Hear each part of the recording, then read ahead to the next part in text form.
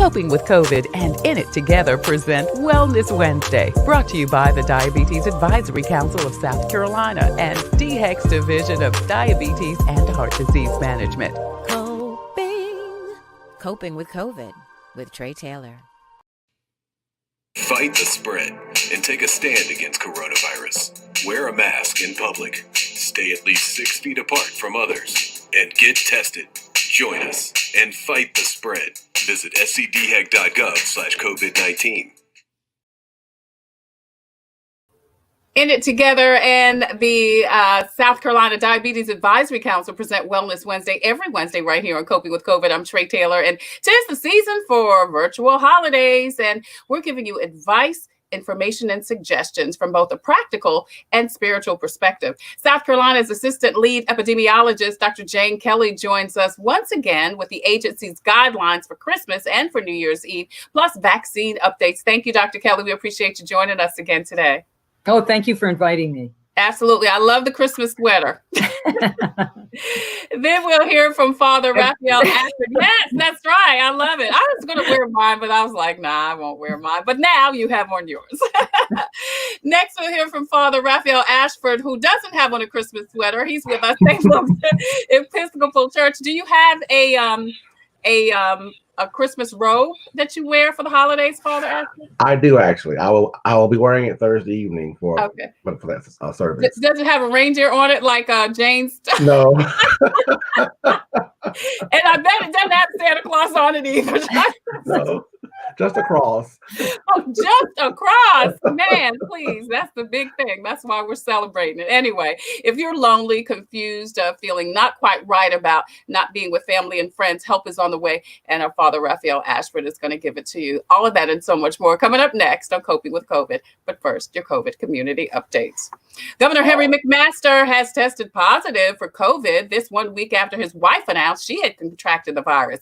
The governor is said to have a slight cough and mild fatigue and is receiving an outpatient antibody treatment for his doctor. He and his wife have been in isolation since her December 17th diagnosis.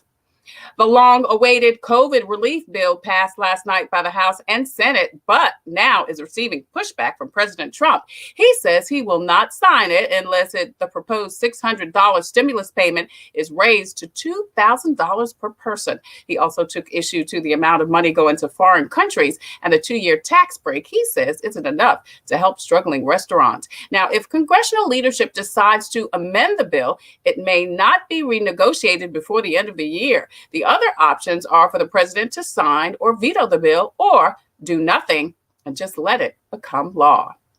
And the Gamecocks will not play in the Gasparilla Bowl. The entire offensive coaching staff, minus Mike Bobo, is in quarantine due to exposure from COVID. SEC team Tennessee has also backed out of the bowl game due to an outbreak that included their head coach. Gamecock AD Ray Tanner says while this has been a challenging season, the team looks forward to the new year under new coach Shane Beamer.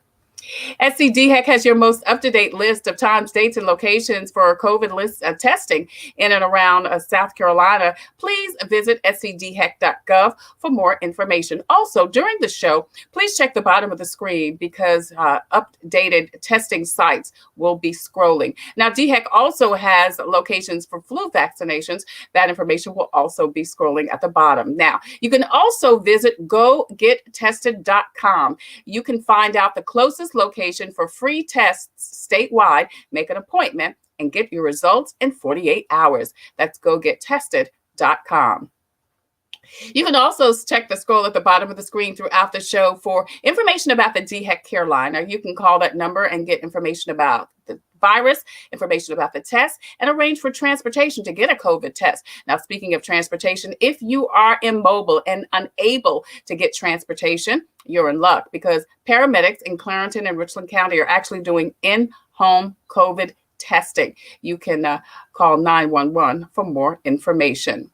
Now, there is also some great information from SC Legal Services and the South Carolina Bar Association. They have actually collaborated on an email, a website, and a toll-free number to help you if you need assistance with rental or mortgage help. And the City of Columbia continues to offer their 6-month payment plan for water bills and payment assistance up to 75%. If you are having some challenges virtually learning and working, and many of our schools are back to the virtual option, Rashonda Pratt has dedicated an entire YouTube page for help. There's help if you need it. So go ahead and subscribe to Rashonda Pratt's YouTube page for more information. The South Carolina Association of Counties is also doing a scholarship for graduating high school seniors. It's an annual $2,500 scholarship that is going to be given to several South Carolina graduating seniors. Please visit the website for South Carolina Association of Counties for more information. And that deadline is in February. So you've got plenty of time to go ahead and register. Finally, Richland School District 1 is having a virtual job fair in January. Now, they are not only hiring educators, teachers, which you can get a signing bonus if you're in a foreign language or special education. They also need bus drivers, and that too is eligible for a signing bonus. So again, if you need more information about that, please check the screen for more information and apply for those jobs if you are interested. In It Together SC and the Diabetes Advisory Council present Wellness Wednesday every Wednesday right here on Coping with COVID. If you need help with diabetes prevention programs, visit the website or Facebook page for more information and to get you started. That's the In It Together Facebook page. We're actually streaming live on the In It Together Facebook page. Hello there if you are watching. We also streaming live on the Tailor Made Production page on Facebook. That's the home of Coping with COVID. Please go over there and like and follow so that you can not only watch Coping with COVID, you can also get all of your COVID-related updates. We're also streaming live on YouTube. Hello to all of you YouTubers. Would you please hit the subscribe button for us, and also on Instagram. Now, once again, if you need help with a diabetes prevention program, please visit the website or Facebook page for more information and to help you get started. Well, virtual holidays are becoming commonplace this year, but it doesn't seem to make it any easier for folks to get used to. Dr. Jane Kelly joins us again. She is the assistant epidemiologist for the state of South Carolina. And Dr. Kelly, thank you again so much for joining us. The last time you were here, you had such great information, and we're so glad to see you again, once again, in your Christmas sweater. Absolutely. I have a Christmas hat too. Should I put that on? Yes, girl, yes. Okay. All right. Now we are ready. Fa la la la la. All right. Listen, I wish I had known we were dressing out. I mean, I feel like I'm not a good team member because I'm not dressed for the game. So listen, DHEC has suggested not to travel. And of course, we hear this from DHEC. We heard it Memorial Day. We heard it 4th of July. We heard it Halloween. We heard it Thanksgiving. And here we are again for these last couple of holidays. And DHEC is still saying, that you should not travel. For those who don't understand why, can you tell us again why it is not safe to travel?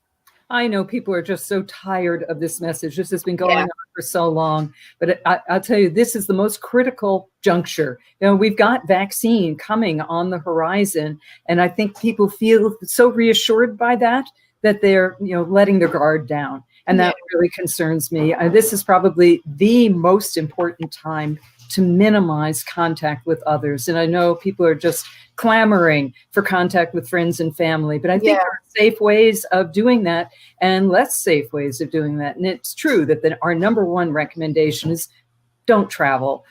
Don't get together with people outside your household members, physically indoors. That is an unsafe environment. But to try and explain a little bit more about our message about traveling, it is the process of traveling itself. If you're in an airport or you are taking a bus, you are exposed to other individuals who are traveling as well. And the problem is when you get to the end destination, the risk of transmitting infection to others if you've been exposed, because it's possible that you've been exposed and you don't know it. In a public transportation setting, you're with people you don't know. You don't know where they've been. You don't know what their exposure risks are. Right. And then, of course, it's the thing where some people that you're traveling with may not even be wearing masks, may not be taking those precautions. Absolutely. Because people will say, well, I'm being safe. I'm wearing my mask. I'm washing my hands. I'm doing all of this stuff. So why shouldn't I travel? But the problem is you may work hard to keep yourself safe, but what about the person sitting next to you or that walking next to you? That you don't, even if they are doing some things that are safe, like, washing hands or using the hand sanitizer, that's not enough. Right. And nothing in life is 100%. Masks do work, but I wouldn't rely on masks alone. You also need to distance yourself from people. I mean, physically distancing, because virus does escape even from a good mask. It is possible for viruses to escape out of the corners of the mask.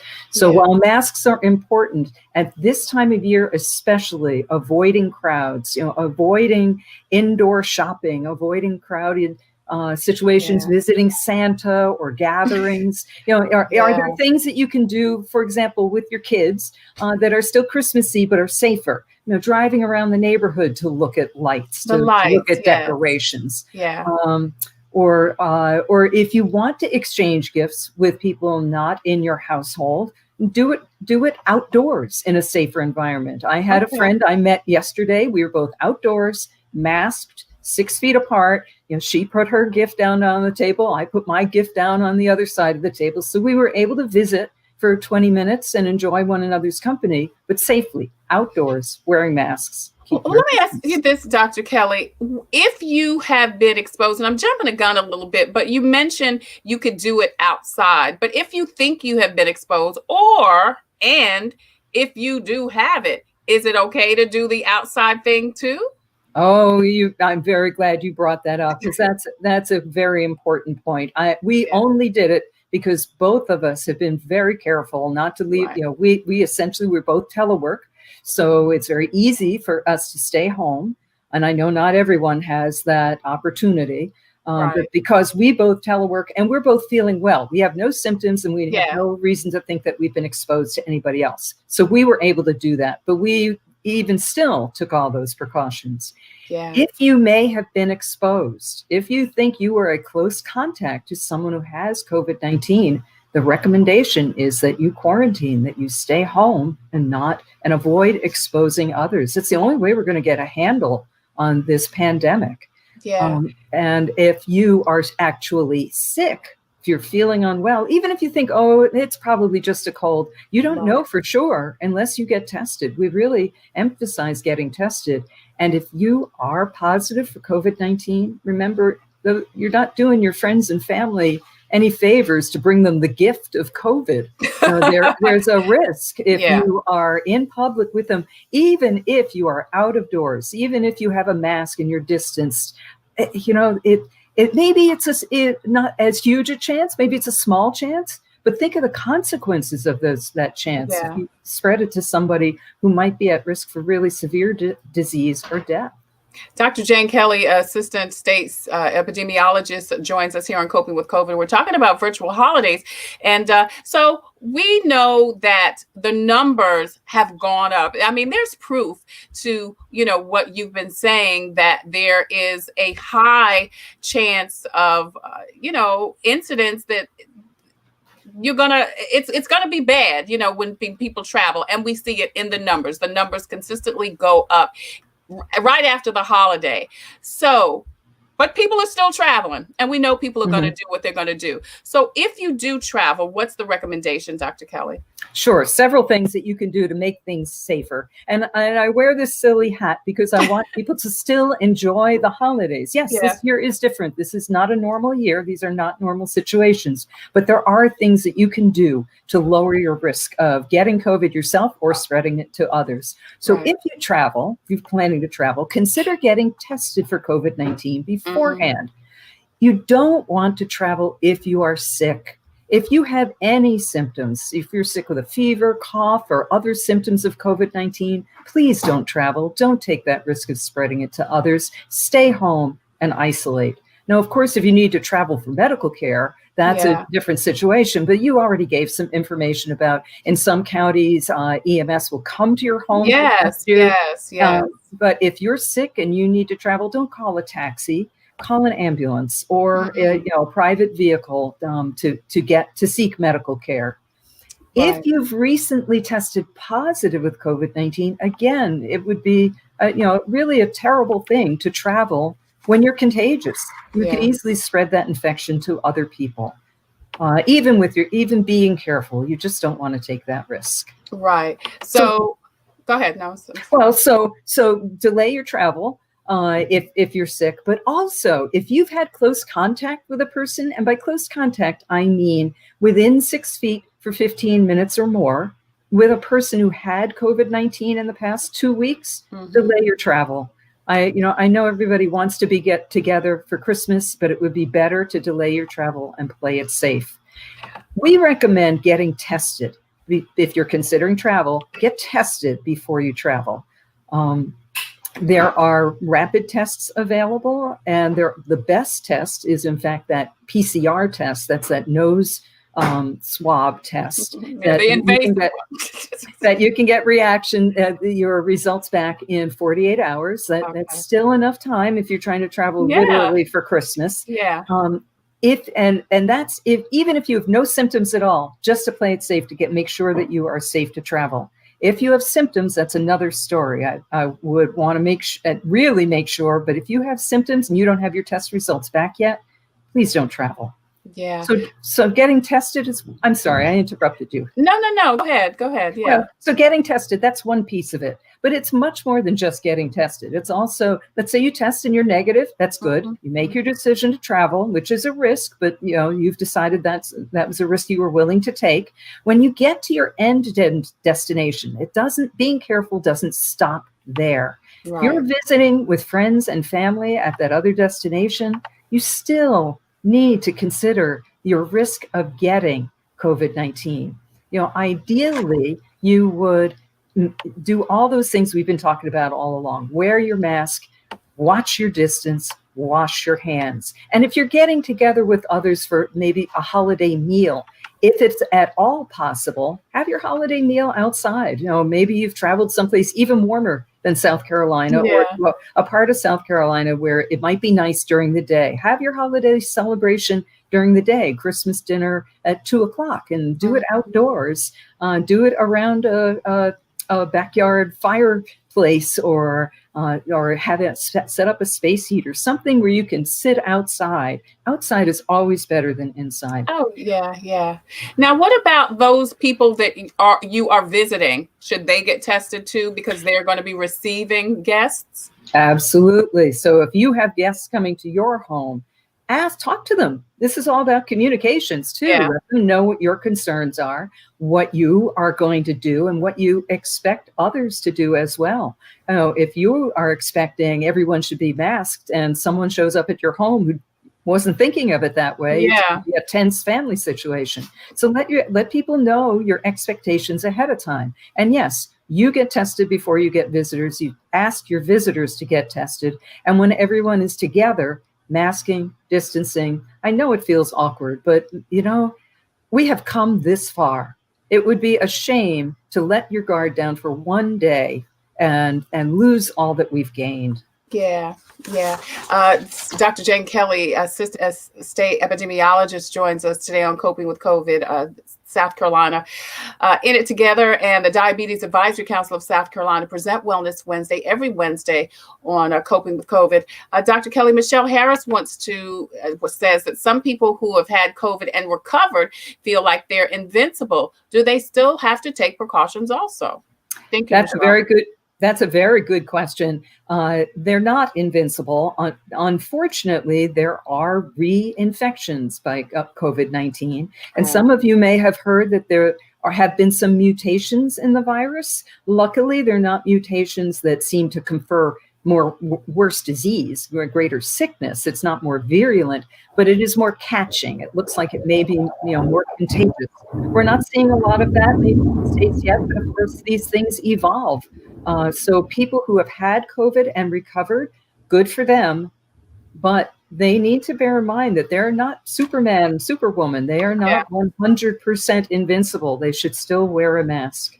Dr. Kacka, I want to ask a question now. If you have been exposed to someone who either had COVID or someone who said they know somebody who had COVID, whether it's firsthand, secondhand, thirdhand, and you should get tested Okay, so you test negative. How should you still quarantine for 10, 15, or 14 days? So let's walk through a couple of examples. Okay. So let's say I've been exposed to someone who I know had COVID-19, and I was a close contact, and now I'm at home, I'm quarantining. Right. And during my quarantine, the person I saw just yesterday, let's say I'm quarantining today. Right. The person I saw yesterday that I exchanged gifts with, does she need to quarantine? Right. No, because Okay. she was close contact to a close contact. I mean, Gotcha. there's a point at which it's diminishing returns. All So right. if you've been exposed to somebody who's known COVID, then yes, you quarantine. If you've been exposed to somebody, in the day before they quarantined, no, you don't need to quarantine. Okay. Okay, great. Yeah, because I know, people want to know how far, back is it? And here's the other question I want to ask. Is it okay? Well, I think you asked this. Is it okay to go out masked if you've been exposed? If you've been exposed, you really need to quarantine. You don't know. You might have no symptoms, but you might be very early on in your infection. And you don't want to be given that kind of Christmas present. Right. Now, how long does it take for the virus to show up after you have been exposed? There's a range. It depends upon how much virus you were exposed to, depends upon how long you were next to somebody who was infected. So it kind of depends upon the dose that you get. It may be as soon as 2 days after you've been exposed, but it may be as long as 14 days. That's why we've got that recommendation about a 14-day quarantine. Right. And during those 14 days, should you get tested a couple of times? If you have symptoms, certainly you should get tested as soon as you have any symptoms. But even if you don't have symptoms, we recommend that you get tested at about day 5 to 7. Okay. And the reason we recommend that is that's the most likely time, if you're infected, for it to show up. Right. Because we've heard, look right here at Governor McMaster. When his wife tested positive on the 17th, I immediately said, he's got to have it. That's his wife, Right. Assuming, they're doing husband and wifely stuff, you know what I mean? Right. And he tested negative. And then, of course, we learned yesterday he tested positive. He tested negative because it was still early on. Right. He was incubating that virus. It just wasn't a high enough level to show up in the test yet. Yeah. We're talking to Assistant State Epidemiologist Dr. Jane Kelly today. We're talking about virtual holidays here on our Coping with COVID. The South Carolina Diabetes Advisory Council and It Together SC present Wellness Wednesday every Wednesday. And I want to talk a little bit about the vaccine. Of course, we've heard that, it's out, it's been approved, and 20,000, I think I read today, healthcare workers in South Carolina have already been vaccinated. Are we seeing any symptoms of, what am I trying to say? Adverse reaction? Yeah, adverse reaction. That's what I'm trying to say. I'm sorry. and I think that number is probably even higher than 20,000 healthcare workers by now. Yes. So South Carolina last week received 42,000 doses and trying to get those, it's hard to get that many doses into that many arms in a timely fashion, but they are working quickly to do that. What I can say is that in South Carolina, we have not had any serious allergic reactions. I know there have been a few reports of severe allergic reactions in other areas of the country and abroad. That's not surprising to me. Any vaccine can cause an allergic reaction. The allergic reaction is probably to an oil that's involved in this vaccine that is part of protecting the RNA, the active ingredient in the vaccine. I've personally spoken to several people who have received the vaccine, and they've said, gee, this first shot wasn't that bad.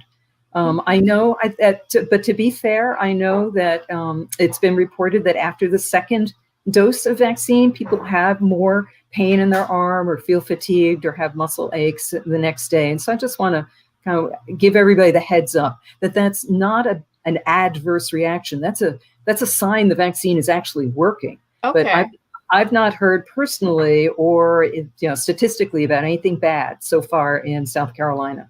Well, to Michelle's question, if you've been vaccinated, are you in the clear? So everybody's just gotten one shot so far. Exactly. So the two vaccines that are available right now, the Pfizer vaccine and the Moderna vaccine, they both require a booster dose. So you get one vaccine in the beginning, and then for Pfizer, you get the second one 3 weeks later. Moderna, you get the second one 4 weeks later. And you can't mix and match. You start with one, you stay with that brand. Okay. Mm-hmm. And after a single dose, yes, you get some immune response, you get some antibody production, but not at a high level, and it doesn't last as long. You really need that booster shot to get good vaccine immunity.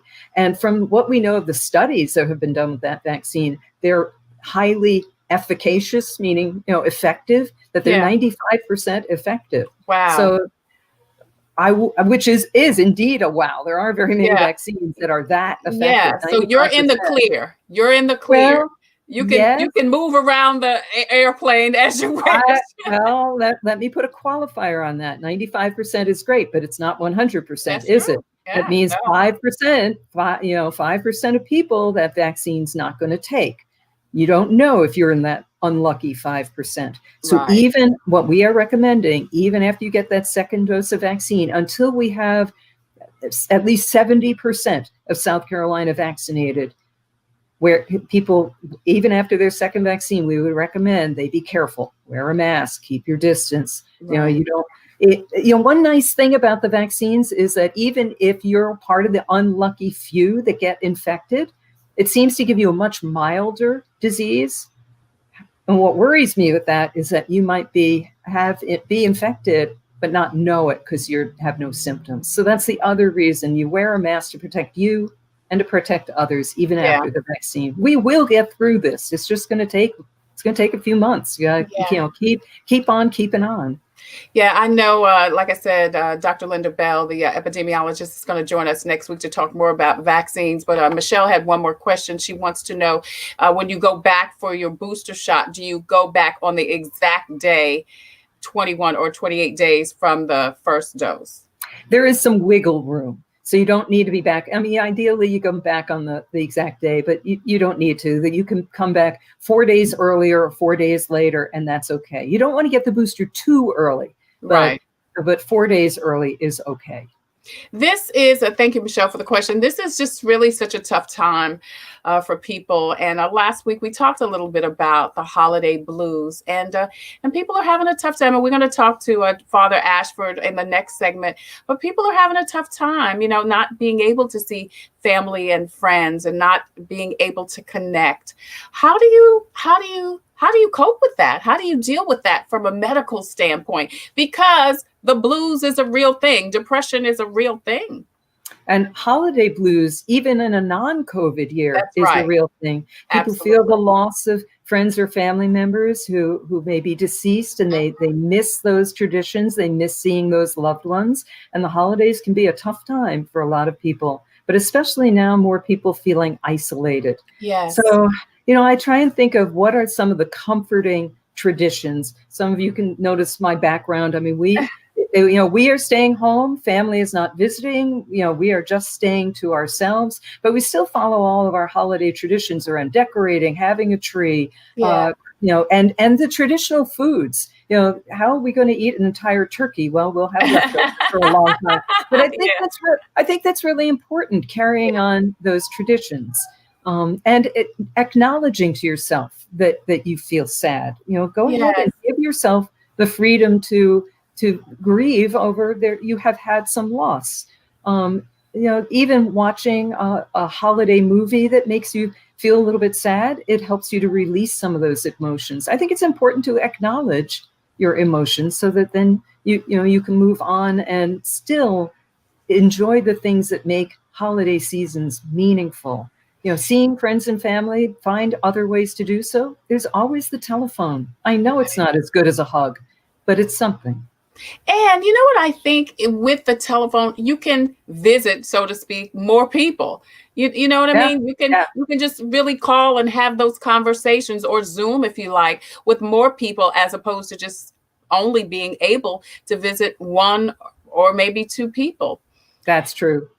I mentioned last week when we talked about this, I shared a story about how for years I was having some depression from Thanksgiving through March for years. And it took me a long time to figure out what was going on. It took a boyfriend, shout out to Carl Clark.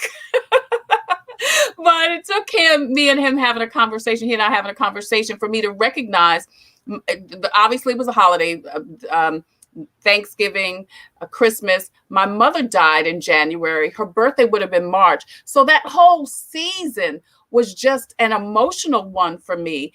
But I could feel something. I could feel a heaviness. But until I identified it, could put a name to it, then only then could I even deal with it. Right. So I would say figure out, other than, like you said, just the COVID, because there is a lot of emotion surrounding the holiday anyway, whatever that might be. For me, like I said, it was my mom's death, but try to recognize, come to grips with what it is, and then you can move past it. Because after I recognized what my body was feeling, she was she loved the holidays, and she was just such a celebrator. She had parties and, the whole thing. I could appreciate it more when I recognized, okay, I'm having some mommy stuff, here, but she loved the holidays. So I should be able to celebrate too, in honor of her. I think it's also a stressful time of year because it becomes so frenetic. Yeah. Usually, like you mentioned, parties, and you're inviting people over, and you need to clean the house, and you need to get out all those Christmas cards, and you need last minute shopping and wrapping presents. Maybe this is an opportunity for us to treat this Christmas, this holiday season, a little differently. Be a quieter, more intimate time of year. Yeah. What he said, I agree. What's your dog's name? He agrees. That's my dog, Daisy. She has opinions. Well, we're going to end with Daisy's bark. Listen, Dr. Jane Kelly, South Carolina's assistant epidemiologist, thank you so much for joining us today. And we look forward to seeing you back on January 6th. Happy holidays. God bless you and your family. And of course, Daisy. And is it going to be a biscuit under the tree for Daisy? And again, thank you so much for bringing such holiday cheer with the hat, the shirt, and the great information. I appreciate you. Thank you so much for inviting me. Absolutely. Thank you so much.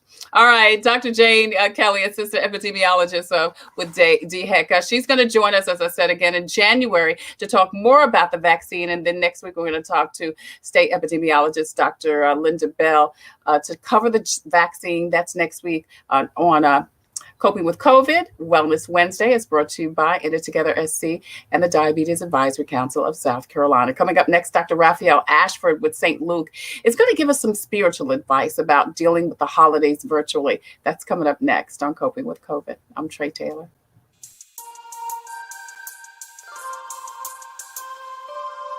Coping with COVID and In It Together present Wellness Wednesday, brought to you by the Diabetes Advisory Council of South Carolina and DHEC's Division of Diabetes and Heart Disease Management. Coping with COVID with Trey Taylor.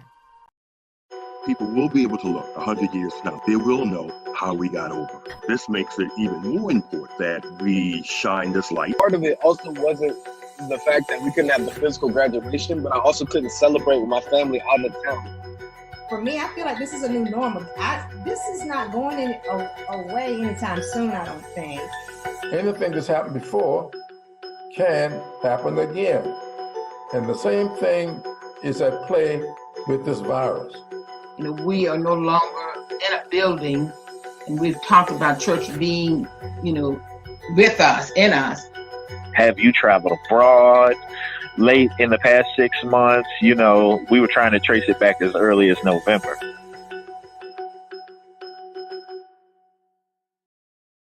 Hello, everybody. It's me, Crazy George Wallace. Happy holidays, everybody. What do you get the person that has everything? You get the My Book, my new book, Boom Twit. I can't say what I want to say. Boom Twit and whatnot. Just little ramblings of me coming out of my head, things I've been thinking about, like, We were so poor, people would break into our house, they'd look around, and they would bring us furniture. That's how poor we were. We were so poor, we could only listen to the Pips. We never knew that was a Gladys. But all these are in my book, georgewallace.net. It's a cute, expensive book with quality. Look at the quality on that book. Every page, you cannot, it's wonderful. You need to get a book, put some laughter in your life. Remember, I'm George Wallace. I love you, and there's absolutely nothing you can do about it. People are buying 5 and 10 at a time. georgewallace.net. See you. Ho, ho, ho, ho. Merry Christmas. Fix my tie. Fix my tie. That's a legendary comedian, George Wallace. He joins us every first Wednesday of the month with a Fun Day Monday with George Wallace. I'm Trey Taylor, and In It Together SC and the Diabetes Advisory Council of South Carolina present Wellness Wednesday every Wednesday here in Coping with COVID. I'm Trey Taylor, and it has been tough, as we said to Dr. Jane Kelly, being away from family and friends, not being able to celebrate special occasions. And during this season of multiple really significant holidays, Father Raphiell Ashford of St. Luke Episcopal Church in Columbia has some thoughts to share. Father Ashford, thank you so much for joining us. I started to say doctor again.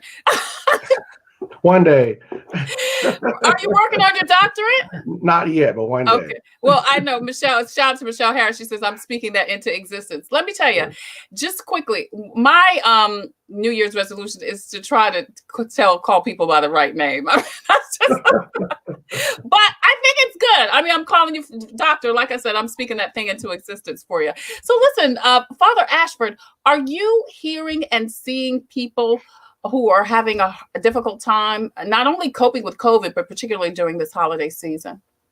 Yes. When I talk to people on the phone, especially, I can sort of hear it in their voices, and some will just come and tell you, I'm lonely, I'm alone, I don't know how to deal with this. And I see that a lot more in our, I would say, senior citizens, those that are used to being around people and those that are actually used to being in church every Sunday. They will tell you that I don't know what to do with my time, and that depression has set in, and also that feeling of isolation. What do you tell them?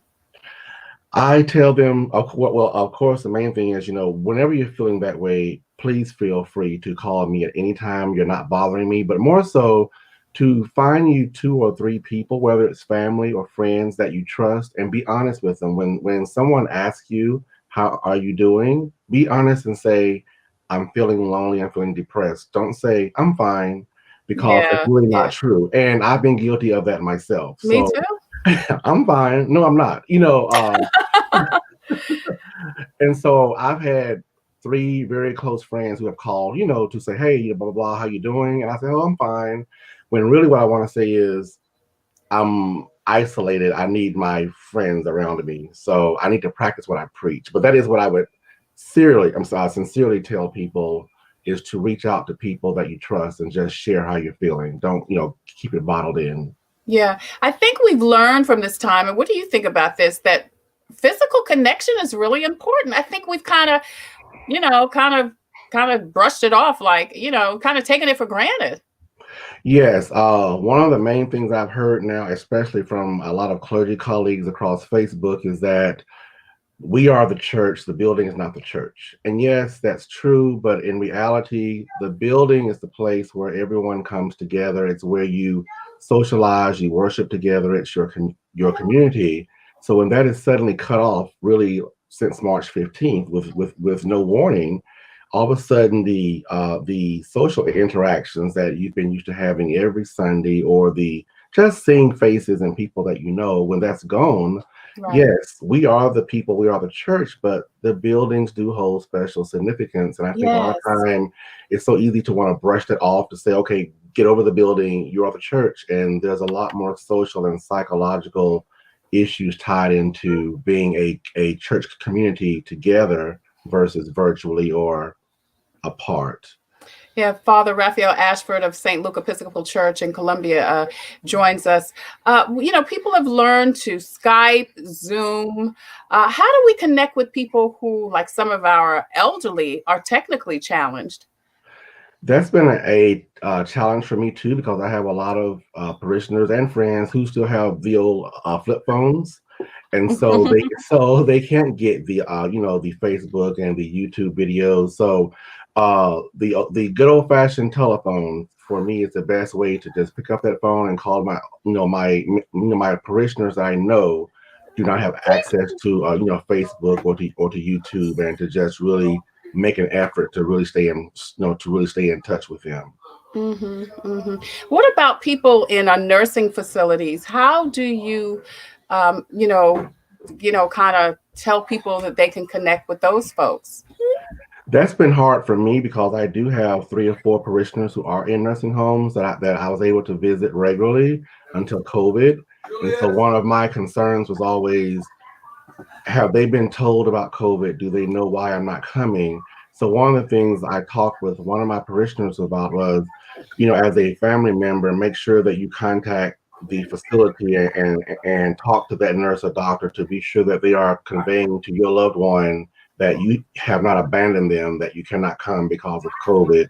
And I think that's a big concern of many people who are thinking that maybe their loved ones are assuming that they've just stopped coming and quite don't know why they have not come, or why their priest has not been able to come. Right. And I especially worry about that with those who might have dementia or something, or some kind of cognitive issue. I really wonder if they understand why their family member is not coming, or why their minister or priest is not coming to visit them as well. Right, right. And again, so how do you communicate that with them?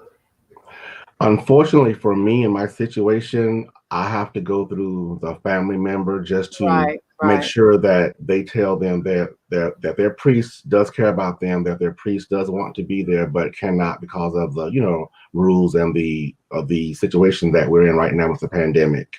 I've had several parishioners who've had to have surgeries, and although I couldn't be there, I made sure that I either text them or call them or told their spouse, that I'm praying for you. But it's really hard to not be there and sit with them or to pray with them in person. Father Raphiell Ashford with St. Luke joins us. Michelle asks a question. She says, do you feel like believers are reluctant to say they're struggling, like somehow their faith is weak? Very good question, Michelle.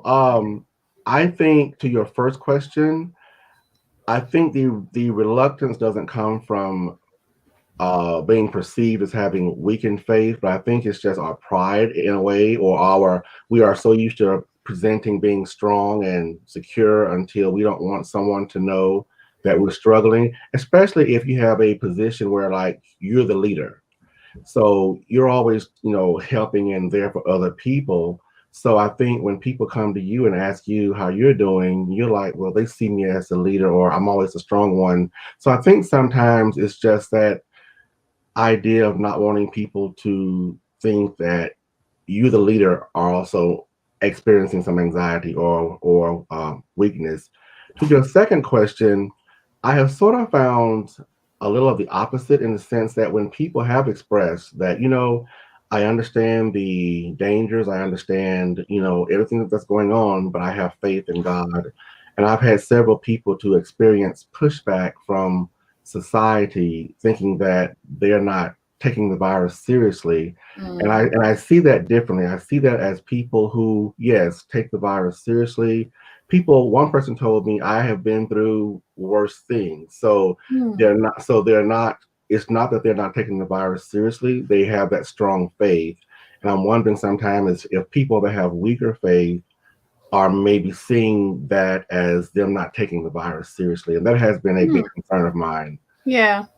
That's an interesting perspective. That's really interesting perspective. This is Father Raphiell Ashford from St. Luke Episcopal Church here in Columbia, South Carolina, on coping with COVID. In It Together SC and the Diabetes Advisory Council of South Carolina present Wellness Wednesday every Wednesday here on Coping with COVID. We're talking about virtual holidays, and how do you get over, or why do you tell people to get over those feelings of separation that you talked about, whether it be, the elderly person in a nursing home, or just folks that don't feel like, having some anxiety about connecting, or the lack of connecting? Yeah, I think it's very important, and what I try to impress upon people is that it's very important to reach out, even if it's just to one friend a day. I was just talking to one of my friends who lives 3 hours away, and we were both talking about we need to at least stay in touch once a week, even if it's just check in, just to say, hey, how you doing? I don't want anything. I'm just checking in on you, just to see how you're doing. The virtual holiday, like I would love to go visit friends, but I know that I can't. And because of the position I have, I feel a responsibility to keep myself as safe as possible so that I don't, infect my parishioners or other people. So I would love to get away from Colombia for Christmas and go somewhere. And Me too. But I'm going to hunker down and just do what I'm supposed to do. And as I think you were sharing in the last segment, sort of find things that sort of fulfill you, and although you may not want to put up a Christmas tree this year, which I did not, I do have a wreath and I have a garland that someone bought for me, and I was being a little Scrooge, like, I don't want to do this, but I'm going to do it because I know it'll lift my mood. And then when I saw it, it took me back to my childhood. So I think still doing those same traditions and things that you were doing pre-COVID are still very important. So as much as I am like, I don't have the energy, I'm going to make myself put up my Christmas decorations tonight or tomorrow just to lift my spirits on. Yeah, I put up mine a couple of weeks ago, but I have children in the home and just have had them for a little over a year. And I think holidays are different when you have children because you have to do for them. And there's been years since, like you said, that I put up a tree. But, a couple of weeks ago, we put up a tree and the garland and the ha, ha, ha, and the he. And which is shocking to me. I'm listening to Christmas music and I'm like, and it does lift your spirits. It really does lift your spirits. And so, I will say for those who are having some feelings of anxiety, don't you think, Father Ashford, you've got to physically make yourself get it together or do some things. You got to make yourself. I mean, it's just like, I had an old school mom, God rest her soul. You may have heard the story in the last segment, but she was one of those people who said, when you don't feel good, get up and put on your makeup. She wouldn't have said that to you. I said, but you don't get up and put on your makeup. Put on a tie, comb your hair. You know what I'm saying? Because and honestly, that does make you feel better when you look better, when you put on some clothes. But if you wallow in it, you feel worse. I totally agree with that. I am, even on my day off, I get up and I put on some regular clothes because I think you're right. I think you're, just laying around in the bed or walking around. Yeah. Like I don't know, whatever. It's all of that is mental also. Yes, it is. And I had a friend who said, well, I haven't worn a tie in 6 months, or I haven't worn this in 6 months. And I think if that was to happen, if you continue to sort of dress like you normally dress, I think that's a big ego booster as well. And it sort of makes you feel like I'm a part of something versus I've been cut off from something. I totally agree with that. And Yeah, we're talking to Father and I'm speaking into existence, Dr. Raphiell Ashford with St. Luke Episcopal Church. What are some virtual holiday connections you can suggest? I know with Dr. Dr. Jane Kelly, we talked about some things, and you mentioned calling people, and of course we know Zooming. She also talked about riding around to see the lights. Anything else that you can suggest? I actually like the last idea that she suggested, just getting out of the house in your car, mask, of course, and just ride around and see all the lights, the gigantic Santa Clauses and all of the lights that you're wondering why the power hadn't shut down. Even calling friends and you all doing some kind of sing-along together, whether it's just all kind of weird and it's always good. I think we all have that one wacky friend. Definitely call them, and they're probably wearing the rainbow antlers, reindeer antlers, and what you would normally think is silly, but you need that now. So call your friend that's wearing the antlers or the Santa suit or whatever, and just let them cheer you up. But I do agree, getting outside, regardless, masked, even if it's on your front porch, your back porch, getting some sunlight. a lot of times we keep our blinds closed, we keep our curtains closed, and I Yeah. think that adds to the isolation. Get outside safely and just look at the sunlight, check out Yeah. the moon, something of great beauty that, get in your car, and if it's, safe, just drive by some places that make you happy and just drive back home. At least you've gotten out of the house. I think too many of us have self-imprisoned ourselves Yes. inside our house. Yes. And Yeah. that fear has grappled a lot of people. Yeah. And I was watching a special months ago, and someone said we have to learn how to live with COVID because right now it's here. And Yeah. you can't let that fear grip you to the point to where you have just shut down and you're depressed and anxious. And if I can share something else that I've experienced too, Yeah. we all have people in our lives that handle stress differently, that handle anxiety differently. So if you're a person that, as you say, you're you handle stress as it comes, you handle anxiety as it comes, a lot of people take your strongness as, okay, I can dump my anxieties on Yes. you. That's the worst thing that you can allow to happen.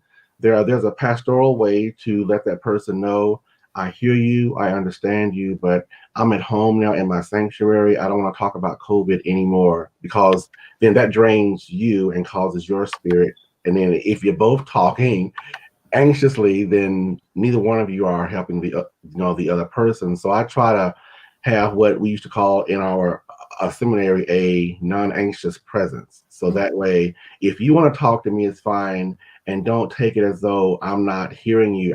One of us has to be. Yeah. Yeah. Yeah. Yeah. Father Raphiell Ashford with St. Luke Episcopal Church in Columbia, South Carolina. Now, I know you guys are sponsoring your own COVID testing at your church. And this is sometime in January. You want to tell us about that, Doctor? I said it again. Yes. Father Ashford. Well, on Thursday, January 14th of next year, our outreach program called Fresh Start will be hosting a free COVID and antibody testing, and no appointment is needed, and everyone is welcome to come out to find out their status. We have a huge gymnasium behind the church, and that is where that testing will actually take place. Social distance, mask, all the protocols will be in place, but it's an opportunity for you to come by and find out your status and go from there. Yeah. So it's going to be Thursday, January 14th at 10 a.m. And how long is it going to last? If I'm not mistaken, it's from 10 to 2. But okay. if there are any questions, feel free to call us at 803-254-2327. But I'm almost certain it's from 10 a.m. to 2 p.m. on that day. Okay. All righty. And is this the rapid test? Are people going to get their test results? Do you know?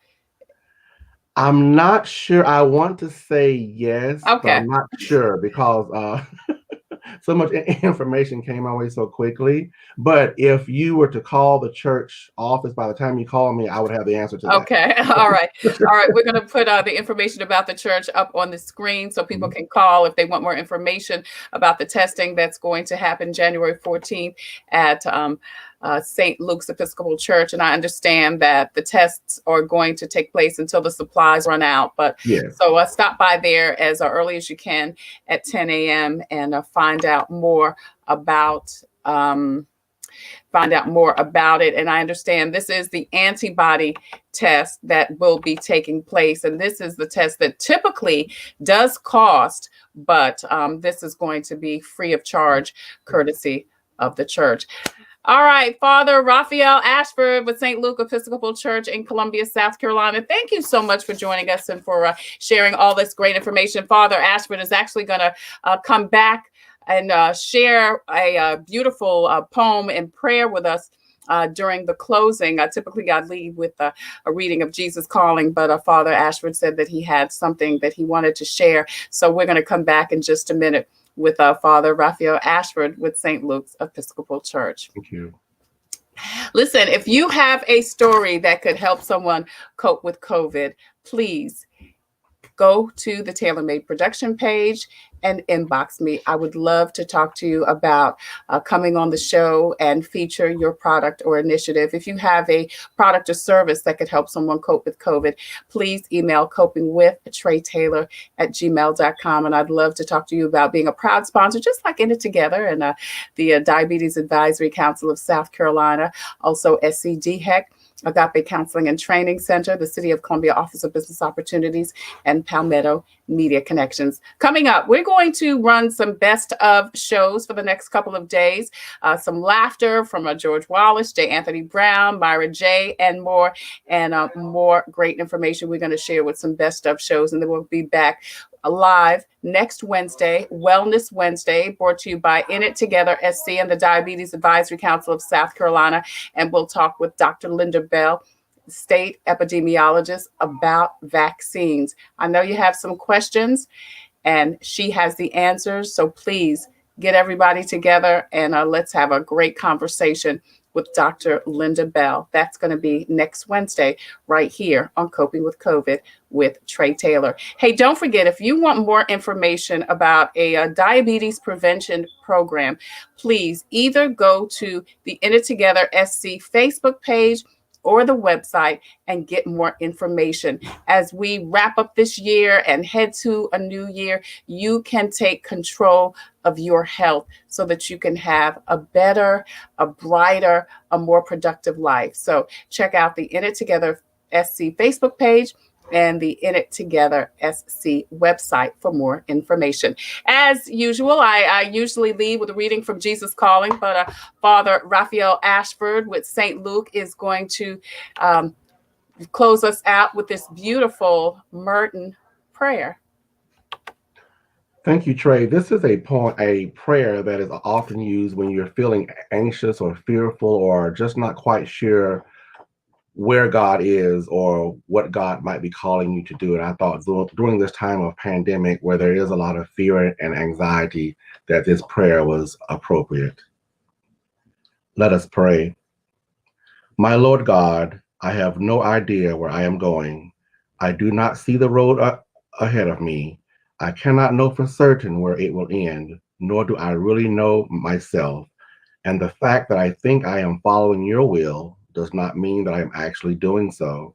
But I believe that the desire to please you does in fact please you. And I hope I have that desire in all that I am doing. I hope that I will never do anything apart from that desire. And I know that if I do this, you will lead me by the right road, though I may not know nothing about it. Therefore will I trust you always, though I may seem to be lost and in the shadow of death.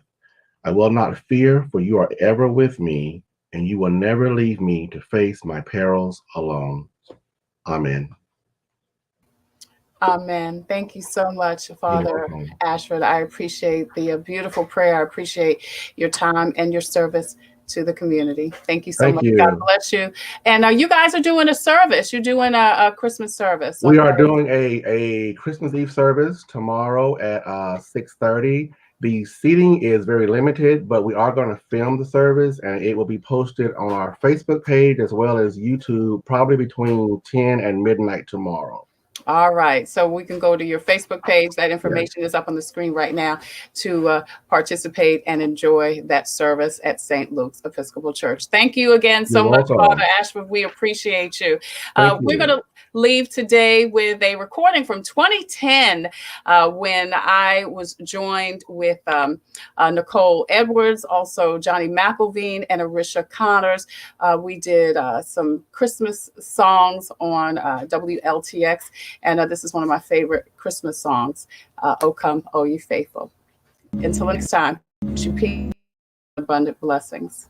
And don't forget, over your nose and under your chin. O come, all ye faithful, joyful and triumphant. O come ye to Bethlehem.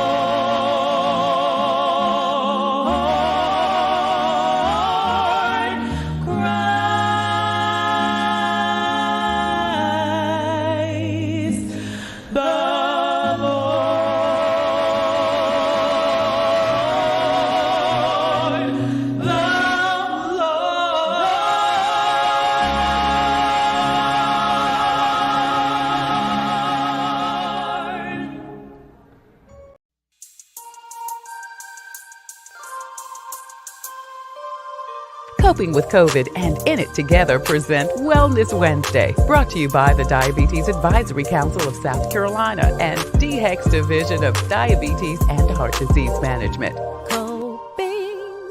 Coping with COVID with Trey Taylor.